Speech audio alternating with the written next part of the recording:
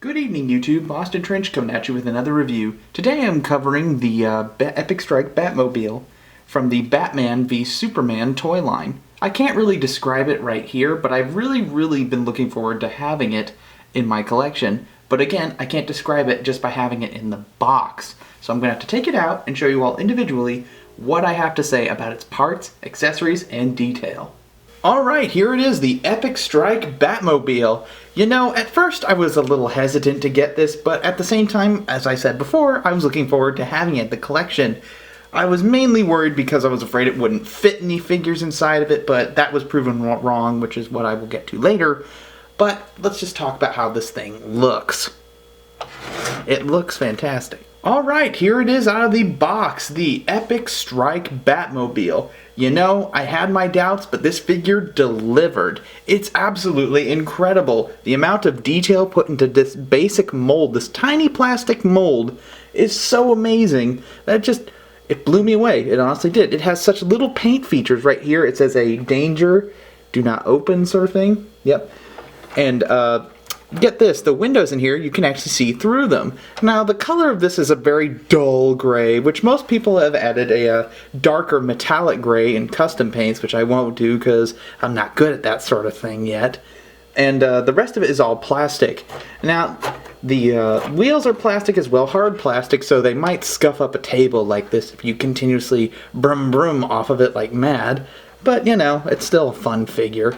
Oh yes, this also comes with a variety of weapons as well. That I will get to next, but to finish this part off, I love the details in the grills, the headlights, the overall shape of the cockpit cover, basically, and I love how the whole entire thing, minus it's missing the afterburner part, right in the back here, it mimics the design from what we saw at Comic-Con so well that I have to say, you know, Zack Snyder's toy department team, or Warner Brothers toy department, did a remarkable job replicating the new Batmobile into a modern day toy classic.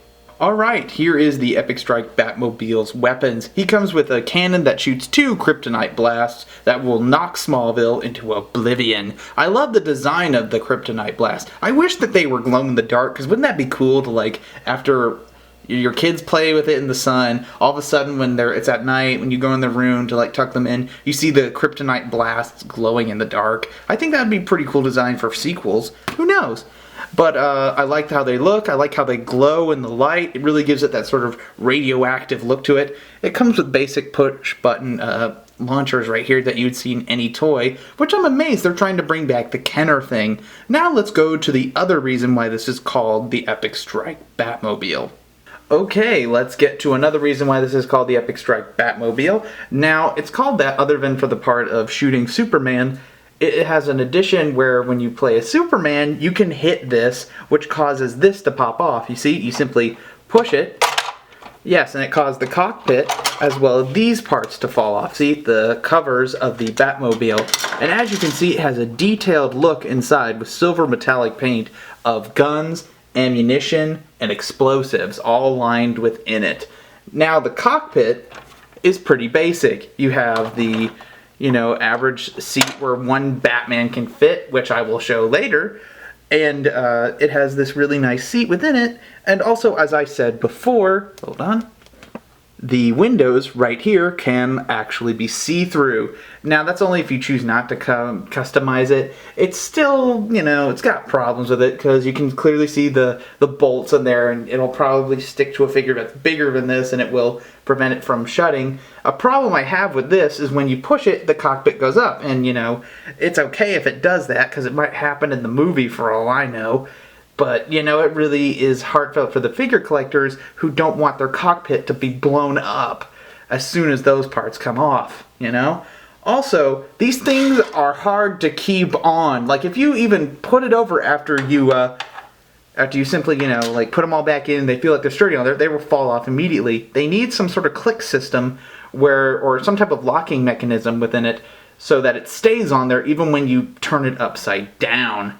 With that said, you know, that's a minor gripe with this figure. It's really nice, though. I mean, now let's go to a part that I really wanted to show you before we get to the good part, you know, the finale, if you will.